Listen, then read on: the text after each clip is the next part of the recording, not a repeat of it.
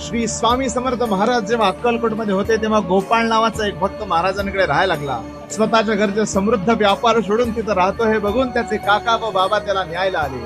काका व बाबा अक्कलकोटमध्ये आले आणि समोर असलेल्या लंगोटी घातलेल्या स्वामी महाराजांना बघून त्यांची चेष्टा करून त्याला म्हणाले, हा बाबा तुला काय देणार? घरचा समृद्ध पैसावान असलेला व्यापार सोडून इथं कशाला राहतो? चल सोबत म्हणून विनंती करू लागले. तेव्हा तो गेला नाही. स्वामी महाराजांनी सांगितल्यावर जायला निघाला तेव्हा महाराज म्हणाले, होय बाबा, माझ्याकडे तुला द्यायला काय नाहीये, या 2 हड घे.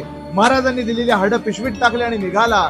जाताना सुद्धा हसत होते. घरात पोहोचल्यावर सुद्धा त्याच्या भक्तीवर हसायला लागले. तेव्हा महाराजांनी दिलेली 2 हड जेव्हा पिशवीत काढली तेव्हा ती हड सोन्याची झालेली. महाराजांनी सत्वाला उतरून त्याचं रक्षण केलं. महाराजांनी त्याची भक्ती सिद्ध केली. सोने आणि मातीत मी फरक करत नाही हे सिद्ध करून स्वतःच्या भक्ताचं रक्षण केलं. ह्याच पद्धतीने सेवा करा, महाराज सदैव रक्षण करतील. श्री स्वामी समर्थ.